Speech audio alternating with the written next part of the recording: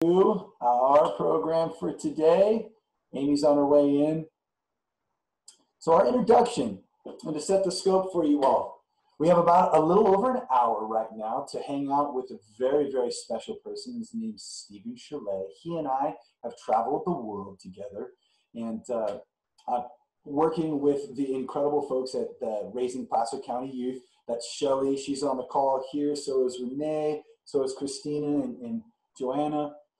We're excited to present Stephen and his opportunity to connect us through wonder.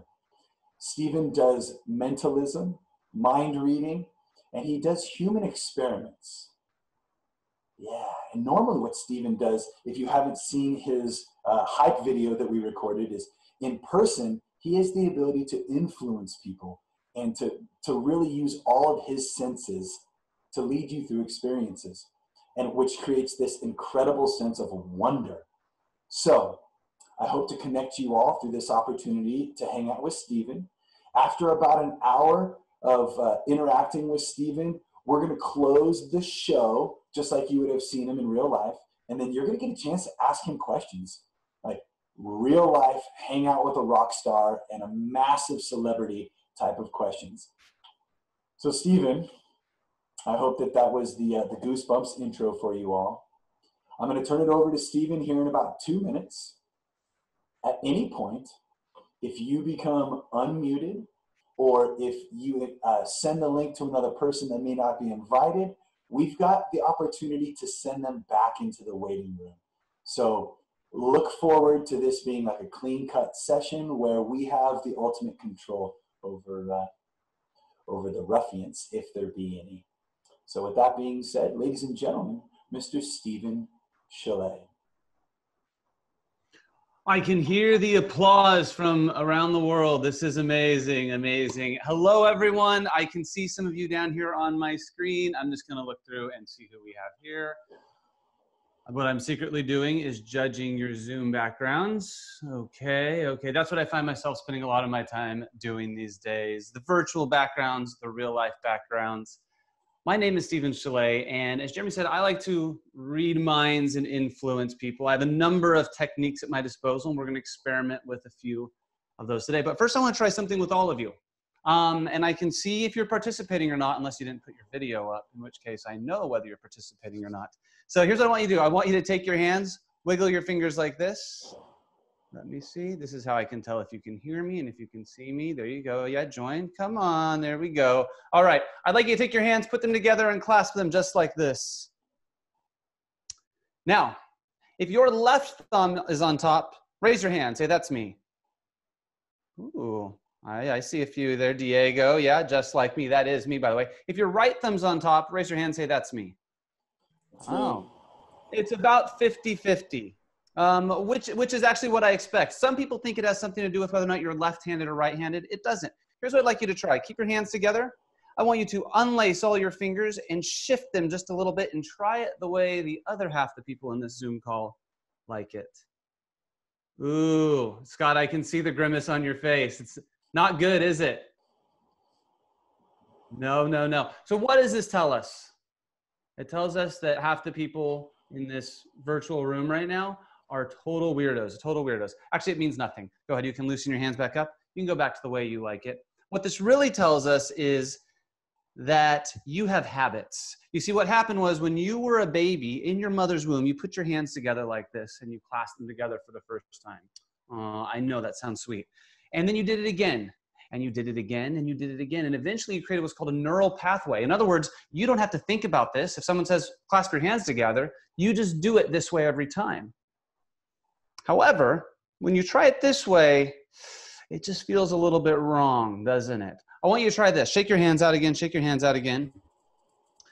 Put your hands together the way that you like it. And then I want you to quickly switch back and forth a few times. Keep going, the way they like it, the way you like it, the way the weirdos like it. Not that they're all weirdos, but they might be, the way you like it. And I want you to end on the way that's a little bit uncomfortable for you. Now you'll notice after you've done just that little bit of exercise, it doesn't feel perfect, but it does feel better. It feels a little bit more comfortable. This means that not only do we have these habits, but we can retrain our habits and get outside of our comfort zone just by practice. We'll talk about that a little bit later as well. You know what, Scott? I like to have people involved. Do you want to find somebody to help me out? Maybe choose someone and unmute them for me? Let's see. Amelia, you ready to rock and roll? Hang out with us for a little while, okay? All right, I've got you. Oh, I see Amelia there. Amelia, what's that on the, what's your shirt say there, Amelia? Oh, it's the Nevada Union Justin Gardner and Tyler Memorial shirt.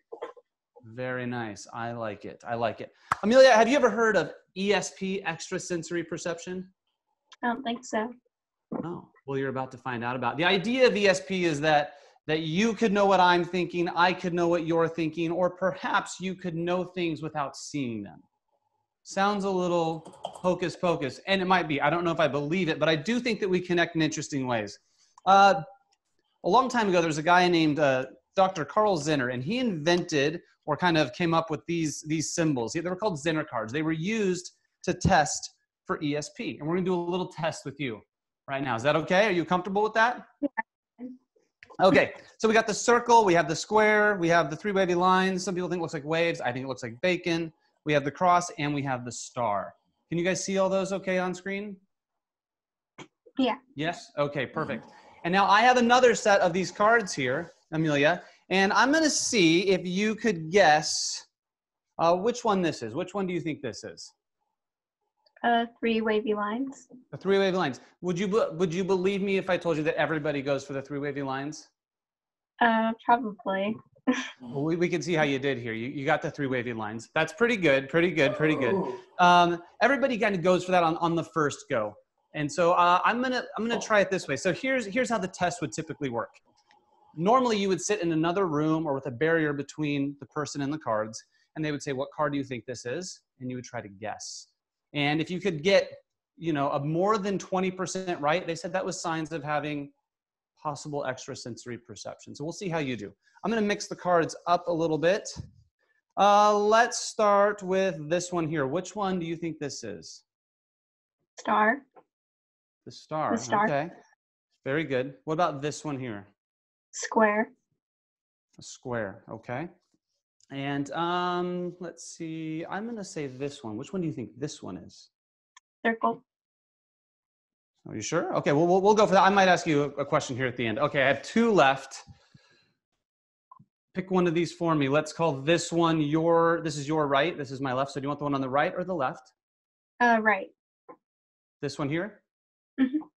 And where would you like me to place that one? Three wavy lines. The three wavy lines. That means this one's going to go with the plus. You didn't really have a choice there. It was just kind of what was left.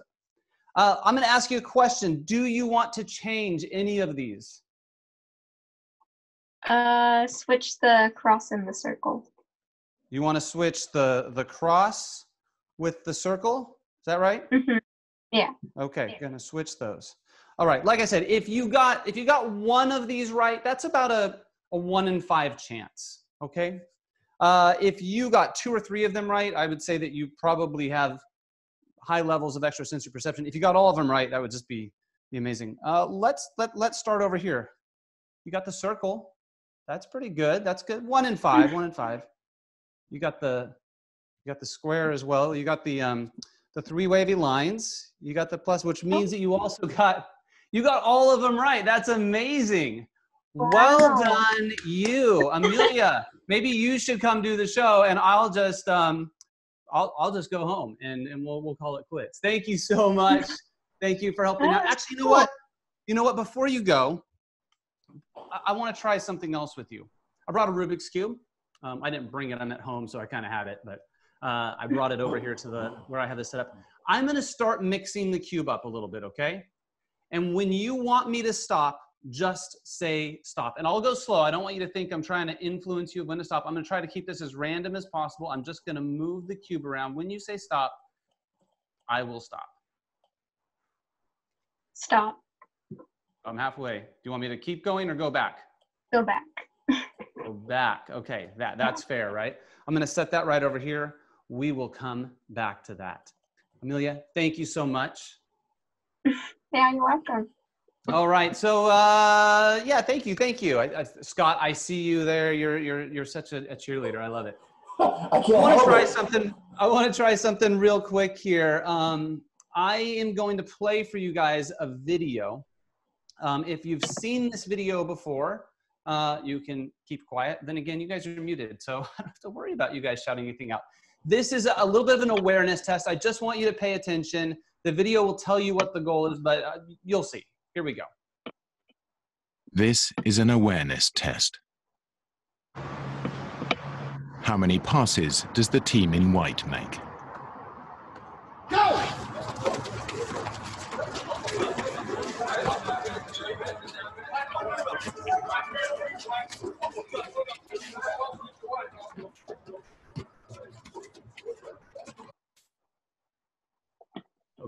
Okay.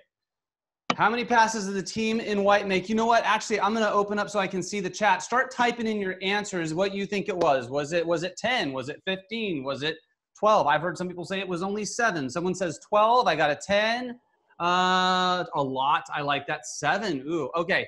Let's see here. I'm looking so far. Nobody's quite hit the correct answer. The answer, I will tell you, I'm waiting to see. Well, the correct answer is 13. So, but there's a little more. So let me get this going here for you. The answer is 13. But did you see the moonwalking bear?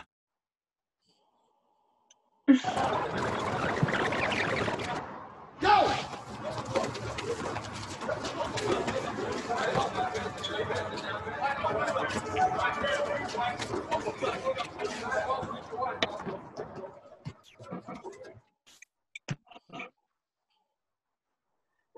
How true is that? How often are we caught up in the moment of what we think we should be focusing on and something totally different is happening around us? How often are we just going with our reflexes and the world is doing something that's maybe going to require us to shift our thinking a bit, shift our thinking just a little bit? And everything I do, what I just did with Amelia, I think is a great way to demonstrate that as an example. You know, I do things that a lot of people believe are completely impossible.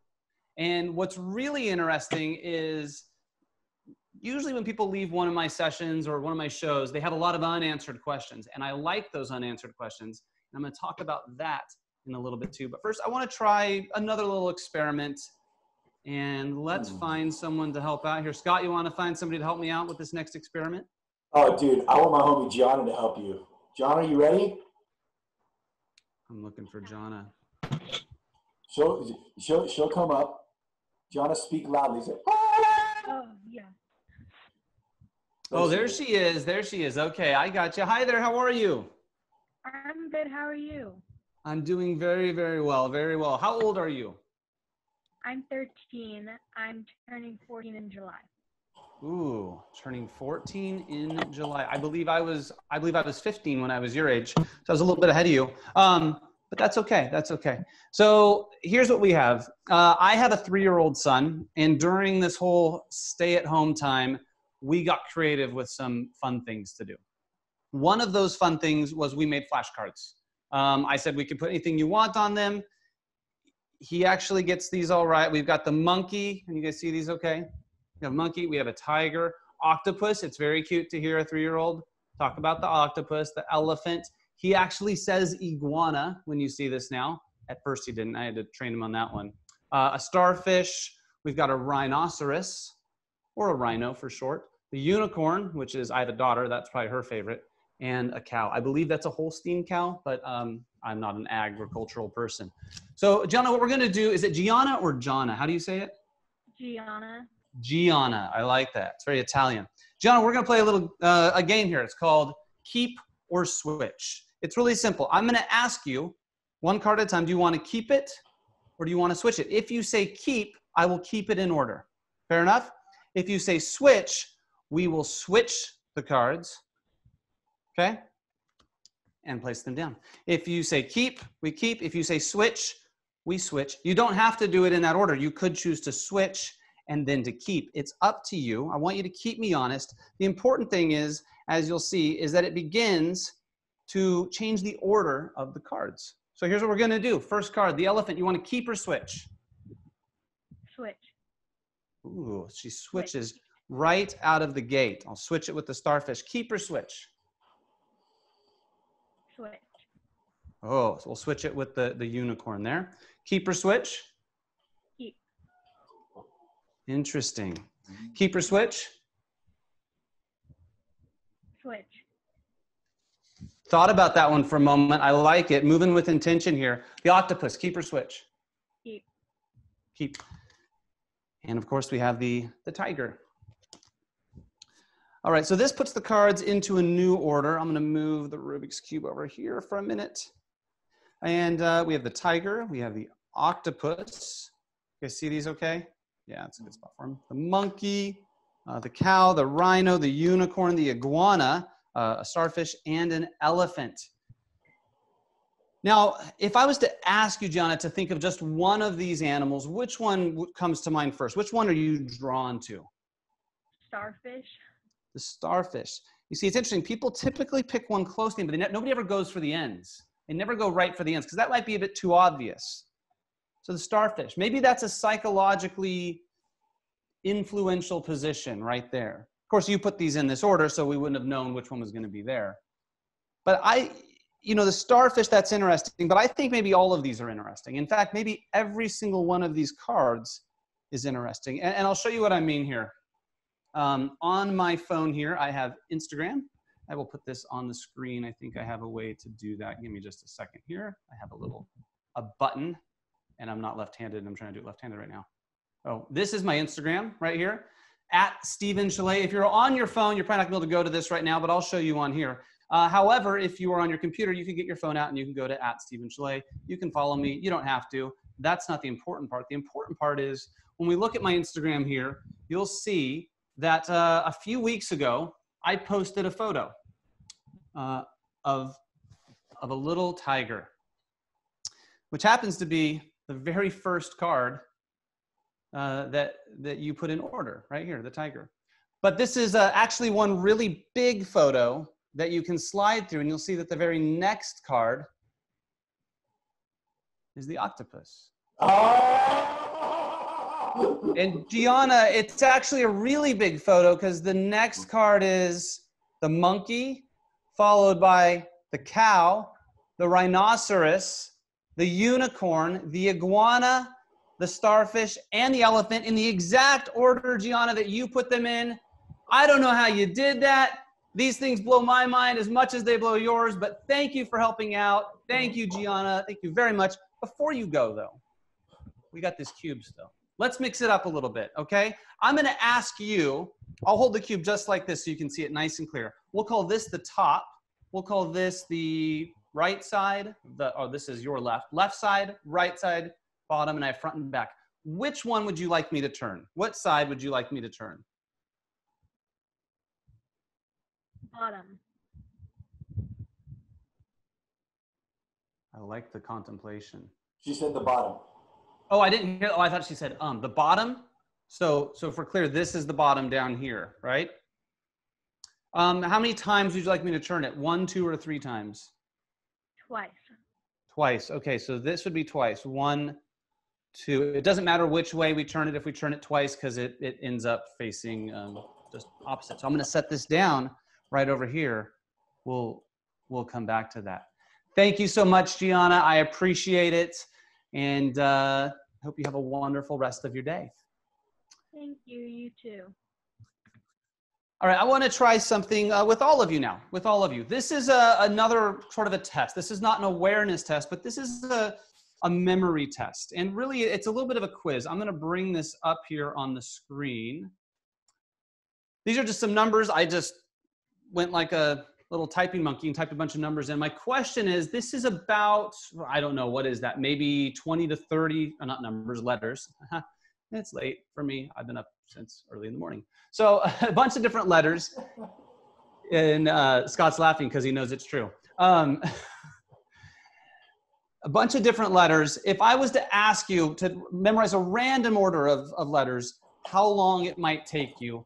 How long do you think it might take? You know what? I'll open up the chat again so I can see. You could type it, you know, some people tell me it'll take me an hour. Some people say it would take me 5 minutes. Some people think they could do it in, 30 or 40 seconds. I want to see what you guys think. And since I can't just hear all of you, Type in some numbers for me. Type in some numbers. It could be seconds, minutes, hours, days. Let's see here. Let's see here. I'm waiting for some chat stuff to come in. Diego says 1. That could be 1 second. We have no idea what Diego thinks, but he thinks it's going to only, whatever unit of time, 1 unit of time. Okay, Omni Youth says 10 minutes, 5. I'm guessing this is 5 minutes. 16 minutes. Rather specific. That's like when I used to tell people that I lived about 3.5 blocks from downtown. Like about 3.5. Come on, it's about 3 or it's about 4. Maybe it's about 5. About 3.5. Very specific. Okay, so I think you guys could learn this order of letters faster than you know. Faster than you know. In fact, for some of you, I think you could probably learn it in less than 5 seconds. Some of you might take 10, but most of you less than 5. The problem is you don't know the methods to use, and I'm going to give you that method right now.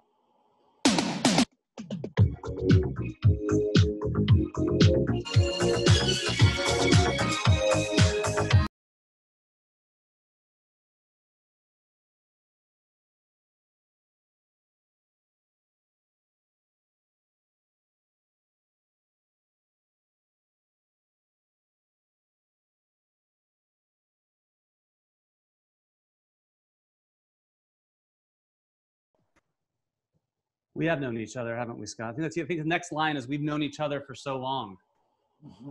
We have. Indeed. So now this doesn't seem that hard. If I asked you to recite this back to me right now, most of you could probably do this. And I think it's safe to say this might be the first time you've been rickrolled in a Zoom meeting. If so, I am happy to bring you into that world, So this is not really a memory test. I was kind of pulling one over on you. This is, again, it's a test of perception. We look at something like this and it seems impossible. I've shown this to people in conferences and they say, I could never learn it. I could never memorize something like that. However, and that might be true. Some people just they haven't figured out how to connect the pieces of the brain and they say, I have a bad memory and this. Well, here's the good news. If you think you have a bad memory, that means you have a memory. And maybe it just needs to be trained a little bit. And what's happening here is your memory is already trained because we're really good at learning music. We're really good at learning stories.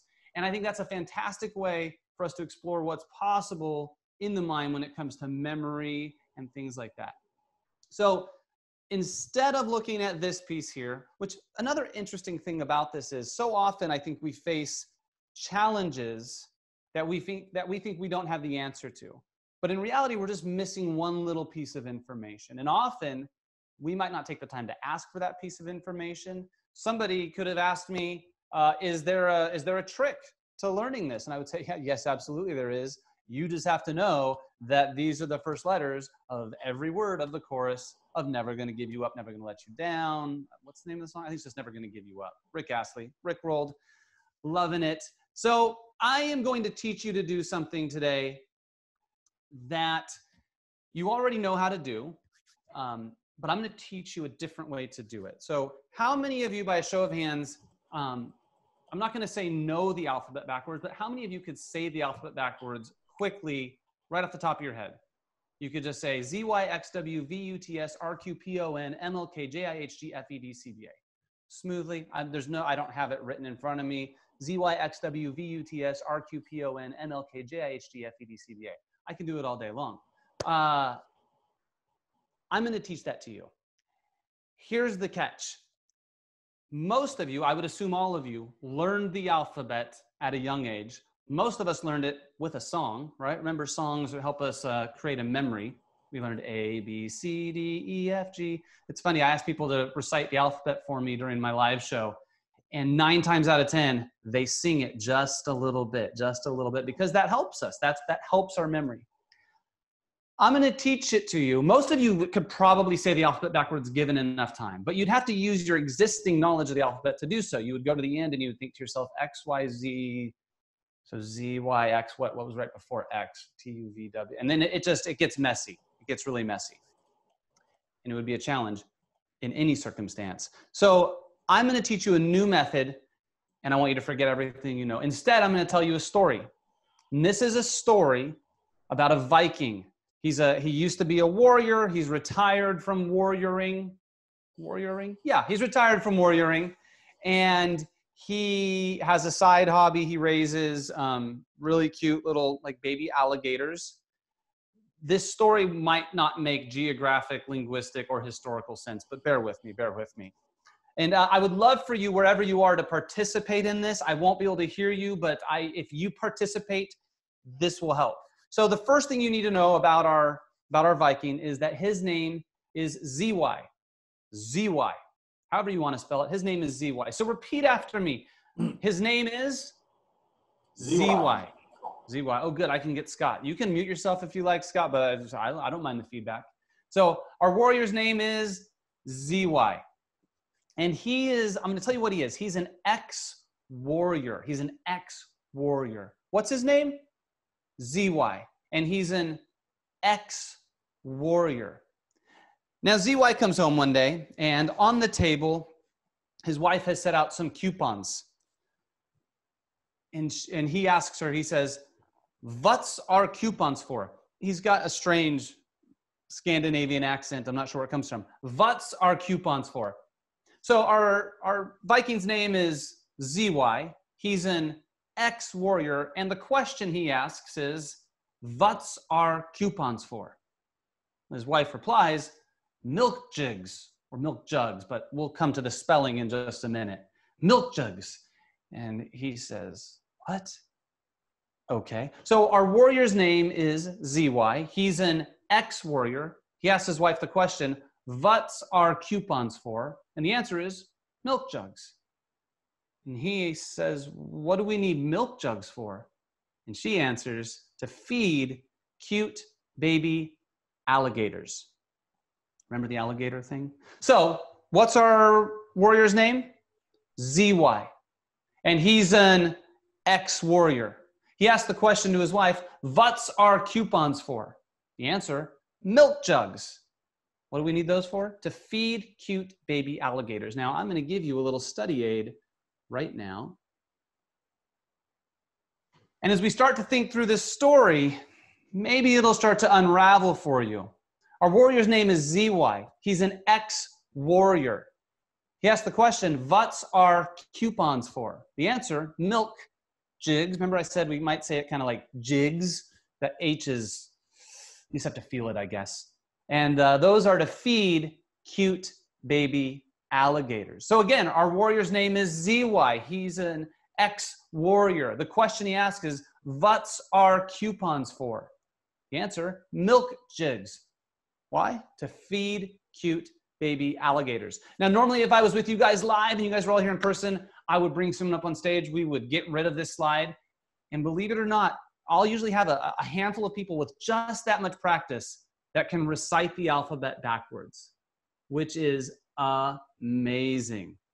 Riley's got it. I hear somebody's got it. Riley's got it. So let's just try it now. We'll kind of think through it, but we'll look at it in the way it's broken down. So Zy, XW, VUTS, RQPON, MLK, JIHG, FED, cute baby alligators, CBA. And that's what you need to know. Now, if you practice this for about another 5 minutes, you probably have it down pretty good.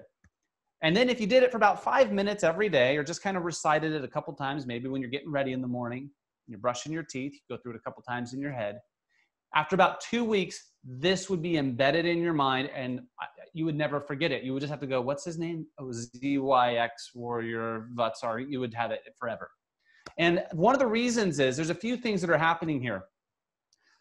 Once again, we're engaging a different part of our mind than just rote memory. Rote memory is when we just memorize things by repetition and practice and go, "Oh, that's in this order and I just have to memorize that." Instead, we're using storytelling. We're story-forming creatures. We're very good at telling stories. In the same way that we're good at memorizing music. You can hear a song that you haven't heard in years and you remember every word in order. How is that possible? The mind keeps a hold of music, keeps a hold of stories, keeps a hold of poetry, these types of things. It's a very powerful tool, and we can use that tool to learn all kinds of things. In fact, in this case, we're using several different techniques all at once. We're using things that sound the same, like the name Zy. We're using first letters of words, ex-warrior. We're using fake words. Vuts are coupons, or misspellings of the words. All the way down to, you know, feeding cute baby alligators. That's kind of a blend of both. I'm going to give you a link here. I don't think I have one set up, but I will just type it onto the screen here. Give me 1 second. If you want to learn how to do this more, this is my website. And if you go to stephenchollet.com/learn, I have all the instructions for the alphabet on that page. There's a couple other things on there that may or may not make sense to you because we didn't do all of these experiments today, but you can get a refresher course on the ZY X Warrior story there. So hopefully that was something interesting, and you're gonna walk away going, hey, if I just practice a little bit, I'm gonna be able to impress my friends and family with the fact that I can say the alphabet backwards and forwards and backwards as fast as you want. So again, I hope you guys enjoyed that, and well done those of you that are nailing that down. I love to hear that feedback. One of the really interesting things about that experiment, and I kind of touched on at the beginning, is that in order to learn the alphabet backwards, you had to learn it in a very different way than how you already knew it.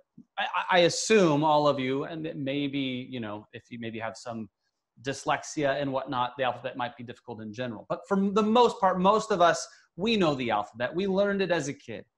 But that doesn't help us to learn it backwards. In fact, it might be a hindrance if you tried to just always use that to say it backwards. And I think there's a lot of things in our life. How many things in your life can you think of where your existing knowledge of the situation doesn't help you out in the current situation because the current situation is so different? In this case, it couldn't be more different. It's literally 180 degrees. It's totally backwards. And we walk into so many scenarios thinking about this, thinking about the alphabet forwards, thinking about our perspective on the world, and it doesn't work. And we're trying to figure out what's going on, and we maybe need to see it from a different perspective. That's one challenge I have for you is to walk away from this and say, what about all of this is different in my world? Or what about all of the things that I'm seeing in the world am I only seeing from my perspective? Obviously, there's plenty going on in the world where we have a lot of different perspectives, and it seems like these days more than ever. But I think we would all do well to pause even a little bit more and say, I need to look at something from a different perspective. Whether I agree with that perspective or not, when I see what somebody else sees, I start to see that they see the world very differently. We could try this. I'd like you to take a finger, this one, point it at me, and I want you to show me clockwise. Waiting for it. Let's see. Okay. Oh, it's not Scott's first rodeo here. Show me clockwise. Now, if you look at yourself in the video, you might start to notice that I'm not seeing clockwise. I'm not seeing clockwise. Maybe for it to be clockwise.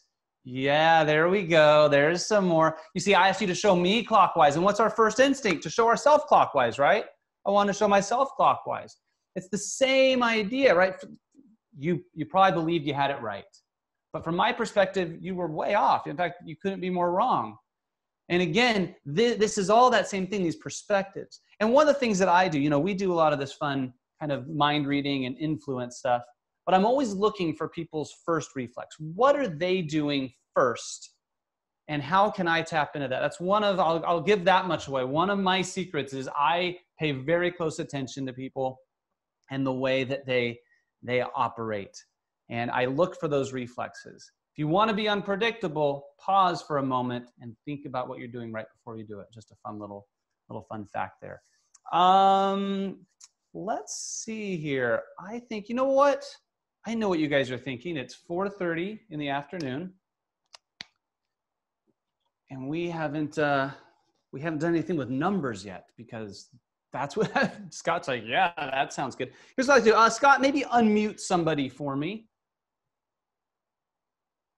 Pick a person. Unmute Diego, my man.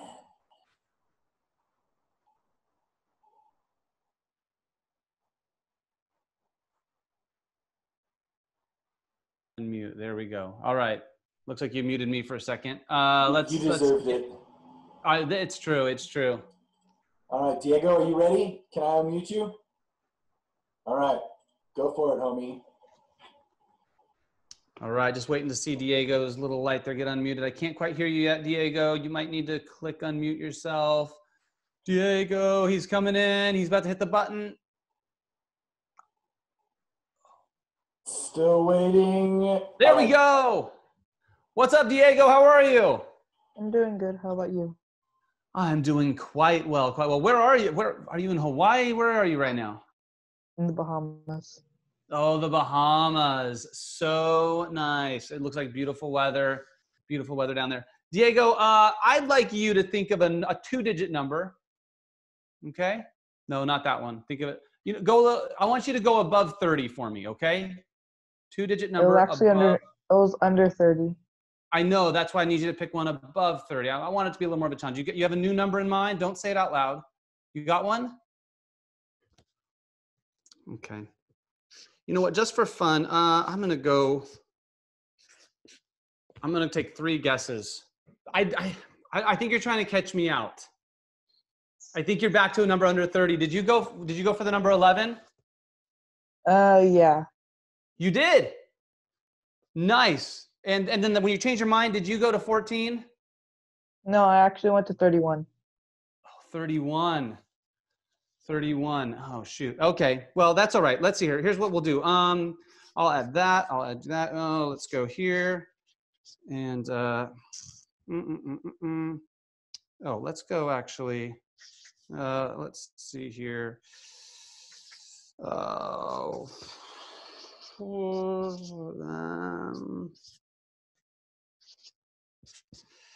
Ooh, that's close. Yeah. Sorry, what was the second number? 31. Oh, shoot. Oh, I got the 11 right. I got the 11. You had went with 11 the first time, right? That was what you first thought of? You really did think of 31 the next time? I'm trying to find a 31. Oh, 13, that's almost, oh, shoot. Okay. Oh, you know what? 11 and 14, that equals 25. Plus 5, that's 30. Plus 1, that if you add those up, it equals 31. Nicely done, Diego.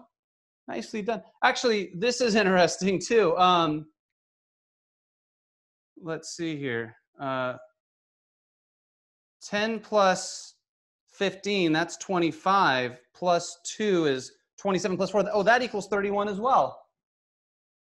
Diego, good work. Oh, 3 plus 7, that's 10 plus 12 plus 9. That equals 31. 13 plus 8 plus 4 plus 6, that also equals 31. Diego, you're awesome. Thank you so much. Good choice on the 31. I didn't know if you were going to go for that or not, but I did. Oh, wait. You know what else I did for you, Diego, was 11 plus 4 plus 3 plus 13. That equals 31. 14 plus 2 plus 7 plus 8. That equals 31. 5 plus 10 plus 12 plus 4. That equals 31. And 1 plus 15 plus 9 plus 6. That equals 31. Diego, you deserve the round of applause. Wait, Diego, I can tell you're not impressed. Not impressed because we didn't do the diagonals yet. 11 plus 2 plus 12 plus 6, that equals 31. 1 plus 10 plus 7 plus 13, that equals 31. You know what? I went ahead and did the corners for you too. 11 plus 13 plus 1 plus 6, that equals 31. I did these 4, I did these 4, I did these 4, I did these 4. By the way, if you made like a 3x3 grid here, the 4 corners of that, the 4 corners of that, 3x3, basically every possible combination equals 31. Diego, thank you so much. And I'm really glad you went for 11 on the first go. Thank you, Diego. Oh, but Diego, before you go,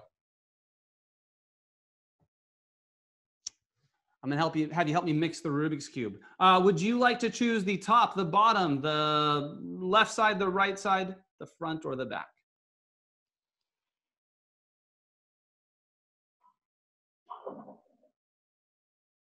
Back.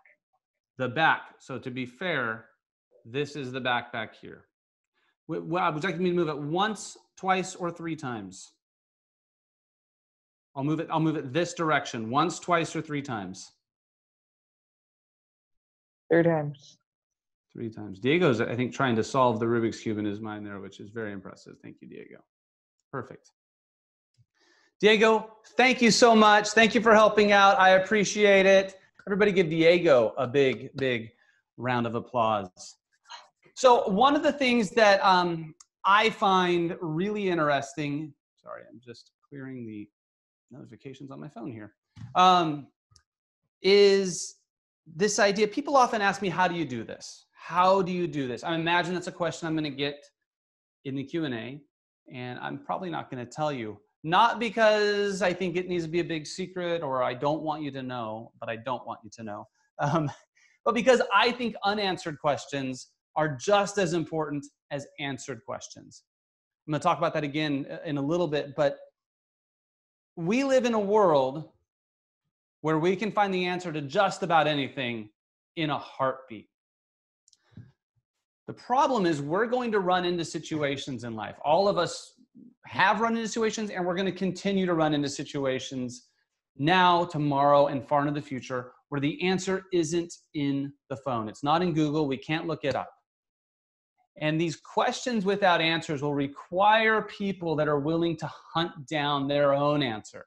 So when I say I like unanswered questions, it's because I think we need to live in a space in our mind where we're constantly looking for problems that don't have a solution yet, and then hunting down those solutions. Everything you've seen me do started out with an idea. I said, I want to do this. I want to have somebody to experience this feeling. I want them to have this moment. But the answers didn't exist right away. And I had to find ways to do this. So my challenge for you is to find things in your life. And there's probably things in your life right now that you're wondering what the answer is. And I don't have that answer for you.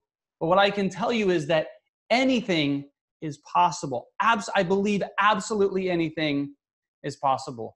In some of my workshops, I do this whole experiment or this kind of activity where we come up with impossible ideas, and then we have to come up with possible ways to do it. And it seems strange, right? If it's an impossible idea, there would never be a way. But it's really interesting when you get rid of all logic, all science, whatever, what would you come up with? Because we're doing things today that people 10 years ago didn't think were possible. Or 100 years, 1,000 years ago would blow their mind. Imagine where we're going to go next. And I think every one of us has the power to learn to do impossible things and to find answers to the questions that haven't been answered yet. I'd like, you know what, Scott, I need one more person, at least one more person. So find me someone else to help out here. I'm going to kind of scroll through and see all your faces. I see a lot of names, not as many faces, but a lot of names. Let's see here. Who do you got for me, Scott? I think we're going to call on Caitlin. She's been incredibly engaged the whole time. Let's give her a chance. All right. I see Caitlin there. She's waving, but let's get her unmuted so we can hear her. There she is. How are you, Caitlin? I'm good. How are you guys doing? Doing pretty well. So, Caitlin, we're going to kind of stick on the little number game here for just a minute. Okay. 2-digit number. I'm not going to restrict your choice, but a 2-digit number. I want you just to think of one. You got one? Yep. That was a little too quick. When I'm looking down here, it's because I'm looking at your picture. Okay. Just so you know, you're my computer screen's down here. The camera's up here. Look at me. Just look into your camera for a second. I want you to change your mind. New number. Okay, I got it. Oh, good. Now you're thinking of a number that even you didn't think you were going to be thinking of. That is perfect. What's the new number? 63. 63. Interesting. Any reason in particular you went for 63? It was the second one that popped into my head. When you said pick a second one, it just came in. It was the second one. Here's what we're going to do. I'm going to put this back on the screen here if I can figure out how to do that. Let's see here. Okay, here we go. I'm going to go to my notes. And I don't know if that's not clear, I'll bring it up on the screen here for you as well. It'll focus. Oh, if I get my face out, it'll focus. The camera likes to. So I have some notes on here. I'm going to go to my notes that are just celebrities, and this will make sense in a minute. Out of curiosity, what was the first number that you thought of? 47. 47. Yeah, let's see. 47 is a good number. I don't know if you can see it on the screen there. Usain Bolt. Mm-hmm. Right? But you changed your mind and you went with 63, right? 63. Let's see here. Get that to focus. 63. Can you guys all see that? Mm-hmm. What is it? It's Tom Cruise. Tom Cruise. Okay. Excellent choice as well. We're going to do a little experiment here. I'd like you to just in your mind pick out one of the letters from Tom Cruise's name. It's up to you. Don't say it out loud though. Don't say it out loud. Okay. You got one? Yep. Can you imagine an animal that starts with that letter? Mm-hmm. Perfect. Okay, just think about that animal for me.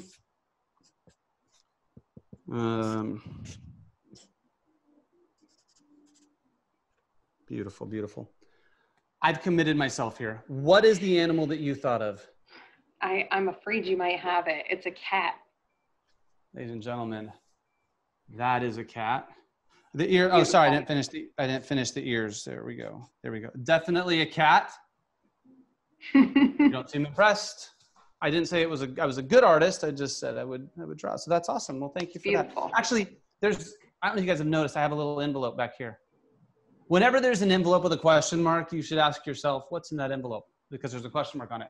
It's the envelope of mystery. Say, ooh, ah, envelope of mystery. Ooh. Would you be impressed if I had a picture of Tom Cruise in this envelope? I would be. He's not my favorite, but I would be impressed.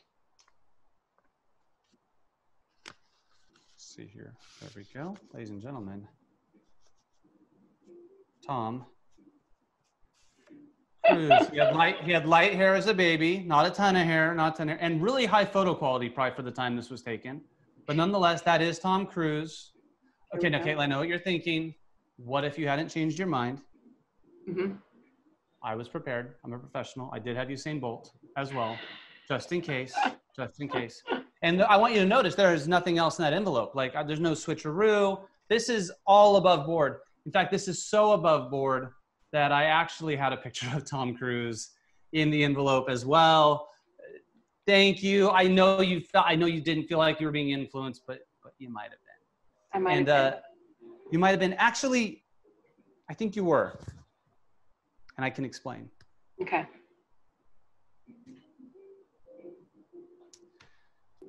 You see, at the very beginning of the show, we talked about these flashcards, right? Tiger starts with the letter T. Octopus starts with O. Then you have a monkey. Then you have a cow. You have a rhino, a unicorn, an iguana, a starfish, and an elephant. I think that might have been how you ended up with Tom Cruise. Thank you so much. I appreciate your help. Oh my God! So You do that. Oh, Scott's having a hard time. Actually, you know what? Before you go, Caitlin. All right. I still have this cube here. I'm going to give you the option. Do you want to choose something to mix, or do you want me to turn my head and just mix and you say stop? It's your choice. It's up to you. Ooh, I want to choose to mix. Okay, so we'll start with it. We'll keep it at this angle here. That's the front. That's the back. We have the top, the bottom, the left, and the right. Let's go right. This is the right. See, This is my left, but you're right. You see, it's, you know, lessons in action here. How many times would you like to turn it? I will turn it this way. So 1, 2, or 3? 2. 2. So 1, 2. Fair? I'm going to give you the chance to make another choice when it comes to this cube. Okay. So pick one for me. Top, bottom, you know the drill. Bottom. Ooh, the bottom. And I will turn the bottom this way. Would you like me to turn it 1, 2, or 3 times? 2. 2. So 1, 2. Excellent. Thank you so much. I appreciate it. Thank you. All right, Scott, we have a few minutes left here. I'll make sure you guys can still see your good friend Tom Cruise for the rest of the show. Looking good, Tom. Okay, so one of the really important things here that I tell people, well, we can talk about this afterwards too, but a big thing that I try to instill in young people that talk to me after shows is they say, how did you do that? And again, I don't tell you exactly how I do it, but one thing I've explained before is I have to find my way to get there. And so often life is like this. Like I know this is how I want this to end because I know it's going to be great for you if all of this works out. It doesn't always work out, but when it does, it's fantastic. And my job is along the way to make sure we're staying on track and we're somehow finding our way back to our center, back to where I want things to be. I think life is that way a lot too. You know, we have these goals and these dreams and we want to get there. And at certain points in your life, things will push you off track. Unexpected events, unexpected relationships, a job loss, not getting into the college you want to go to. You're going to face all these different things in life, no matter how young or how old you are. And along those ways, it's how do we find our way back on course? A lot of what I do as a mentalist is getting myself back on course. I can't have you choose Usain Bolt. I have to, in some way, get you to choose Tom Cruise, right? That's kind of the idea. How, as we navigate the waters of life, do we keep pursuing our goals? And at times our goals might change, but how do we pursue what's meaningful to us? And how do you keep course correcting? It doesn't matter if you get on a detour. I meet a lot of people that get on a detour, and you know people like this, and maybe you've experienced something like this yourself. You get pushed on a detour and you just stay that way, even though it's not where you want to be going. You can find your way back. You can find that way. I need one more person, Scott. I think one more person, and then we'll be good to go. That'll be our last person that I need for interaction at this point. You know what, Stephen? Let's call on Serenity. She's an old friend. Serenity, I'm going to unmute you there. Meet my friend Stephen. Hi there, Stephen. Hi, Serenity. I got to move this out of the way. I knew that was happening. I'm not even a mentalist, and I knew that was happening. I love it. You're definitely the person I need for this. This is great. Great. Serenity, back to this cube here. I'm going to move some of these out of the way now that we don't need them anymore. Back to the cube here for a minute. I'm going to let you make a few more decisions for me. You kind of know the drill. Top, bottom, middle, left, right. Middle. Ooh, middle. I don't think I've offered middle until now, but I just did. Okay. So the middle would mean that I keep the top and the bottom the same and I move this guy, right? Is that what you're thinking? Yes, yeah. No, maybe so? Okay. Yeah. How many times would you like me to move the middle? 5. 5. Okay. That's like 1, but I'll go for it. 1, 2, 3, 4, Oh. 5. That's good. I like it, but I hope that you saw that was fair. I'm going to give you a chance to make another decision. Scott, I'm nervous about Serenity at this point, if I'm being totally honest. Okay, that's okay. Serenity, give me another option here. Can we move the middle the opposite direction? You mean like this middle? Yes. Yes, we can. How many times would you like to move that middle? Pick a number between 1 and 100. In the opposite direction. This way? 6 times. 1, 2, 3, 4, 5, 6. Okay, very good. Serenity, I asked myself, okay, have you ever solved a Rubik's Cube before? No. I'm not going to judge you, but I might have been able to guess that. Okay. I've never tried. Well, you just tried, and I don't think you succeeded. You know, what's interesting is I didn't tell you guys what the goal was of all this, although I think Diego was trying to possibly at one point. He was like, I bet we could get some of these lined up pretty quick here. You didn't solve the Rubik's Cube, so that's okay. That's okay. You didn't know that that was the goal. You didn't know that that's what we were aiming for. How do you know you didn't solve it? Because all the colors aren't lined up evenly, right? Right. Because when we think about a solved Rubik's Cube, we think that they're all gonna line up and be perfect, right? But maybe, you know, I've had this other cube sitting here the whole time. Maybe you didn't solve it, but what if you matched 2 sides? Well, maybe not those 2 sides. But let's see here. Maybe, no, those 2 sides. Nicely done. That's not bad. What's interesting is you didn't plan that. Oh, those don't match. Oh, shoot. I thought they matched. All right. Well, that didn't, like I said, these things don't always work perfectly. I thought maybe you would have had one of the sides matched. Oh, shoot. I just was misplaced there. There we go. Yeah. Those sides matched. Well, actually, you matched 2 sides. Yay. Not bad. Actually, Oh my goodness. You matched those 3. That's 4. That's 5. What? No way. That's 6. You did match all 6 sides. Oh my gosh. I was worried you didn't do it for a minute, but you did. Now, the interesting part about that is, like you said, you imagined that for it to be solved, it would look perfect, right? Right. That's what I was always told. That's how I learned it. But maybe for things to be solved, things don't have to look perfect. Maybe we just need to, kind of get on the same page. Maybe you and I being in agreement about something, even if it doesn't look perfect, is better than it being solved, because actually this is more interesting. A lot of people have solved the Rubik's Cube in the traditional sense, but I doubt anybody's ever solved it in the way that we just solved it right now. I actually have a quick video. It's about 2 minutes long. That's about the Rubik's Cube. And I think you'll find this really interesting. I'm going to play it for you now. I think there's some great wisdom there. I definitely couldn't have said it better than Erno. I think it's really interesting. When he invented the Rubik's Cube, he didn't know how to solve it. I've heard some people say he didn't even know if it could be solved. In the video, it says that he knew there must be a solution, but was there a method? Was there a way to do it? And it took him, as it says in the video, 30 days, about a month, to solve it for the first time. In the video, there's some pictures of kids in like a competition going on with tests, and they do it in about 30 seconds. I can solve a Rubik's Cube on a good day in about a minute. I'm definitely not a 30-second person. What's crazy is there are people today that can sit down with a mixed up cube in a competition and they can solve it in less than 6 seconds. I think they say the average number of moves they're doing in that amount of time is like 60 moves or some crazy number of moves. They're doing it so fast. It blows my mind.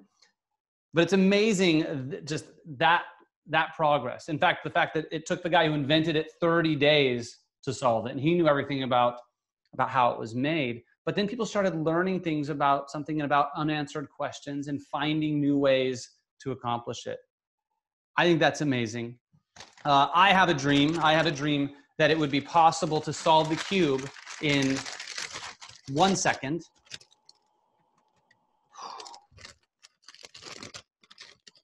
And it would look like this. That would be it. And then the cube would be solved. I still haven't quite figured out how to do it. Oh, there we go. We did it this time. Some people think there's maybe an extra cube in there, but sorry to tell you, there's no tricks here. So I just want this to be a reminder that anything's possible. Some people think everything I do is psychic powers. Other people think it's all a bunch of magic tricks. None of that really matters. All that matters is that I have found some ways to do impossible things. And I believe you can find ways to do impossible things and find questions to answers that don't have them yet. So thank you so much for your time. My name is Stephen Chollet. Thank you, Scott. I appreciate all of you. Oh my gosh, everyone. Thank you, Stephen. I know it must be challenging to do these incredible things and to not hear the applause or the wow. So it's different. Yeah, I'm definitely used to being with a bunch of people. So this is a very different feeling for sure. Well, Stephen, if this is what wonder feels like, I really hope that everyone else on the call is like feeling that the splendor of that connection through, I just want to know more. So what I'm going to do now is say, thank you so much for bringing us here in front of our screens and blowing our minds with some of this right here. There's a reminder, the opposite of being in front of our screens here is going out into nature and doing all that. But while we're here, let's go ahead and take an opportunity to answer some questions. And everyone, I'm going to unmute. All you have to do is, I'm unmuting everybody. Let's talk with Stephen and find out how his brain works and ask him some questions. So let's go ahead and do that now. Raise your hand if you want me to call on you and unmute you. I can't see everybody, so I'm going to call on somebody. Renee, go ahead and ask. Let's kick you off with some questions, okay? Let's see. Let's see if we can stoke some questions for Stephen. Oh, here we go. Yeah, there you are. Hi, Renee. How are you? Hi, I'm great. That was amazing. Thank you. I was wondering where you were going with all those and how you did it all. So I just don't have any questions. I'm just amazed, and I don't want to know your secrets because that would ruin everything. But thank you. It was great. And I love how you tied the looking at new things from a new perspective. I mean, it's perfect. And I think we all need to do that, that we can't get stuck in how we normally think. We have to think outside of the box, and that other people are thinking different than we do, and be accepting of everyone. So thank you. Absolutely. Well, thank you for coming today. Rochelle, you ready? Rochelle's been sending me little pokes over here on the side. Wants to get called on. I've got you unmuted there, Rochelle. Yeah, I actually had no questions mostly. It was kind of, I want to like Steven said, like some questions are better unanswered. All right, we can feel that. Thank you, Rochelle, for chiming in there. Let's see. Scott, I've set us up for the shortest Q&A ever, because I'm like, no, that's a question that should probably remain unanswered. Well, while you're all thinking of a couple things to ask Steven, there's a reminder that coming up next Wednesday, same bat time, same bat channel, same Zoom link, we're going to have a dear friend of Steven and mine. His name's the Hope Dealer. Jeremy Bates is going to be here. And honestly, Steven, you set such a high bar. I'm really excited to find out what he's going to offer for us as well. Oh, yeah. Well, Jeremy never disappoints, so. No, he doesn't. I still cannot believe that Rubik's Cube is solved and sitting in front of you right now. And I went back and looked in the chat and saw somebody did. I didn't see it at the time, but they did go for that second cube guess, and I was happy to crumple that bag up for you, my friend, whoever it was that said that.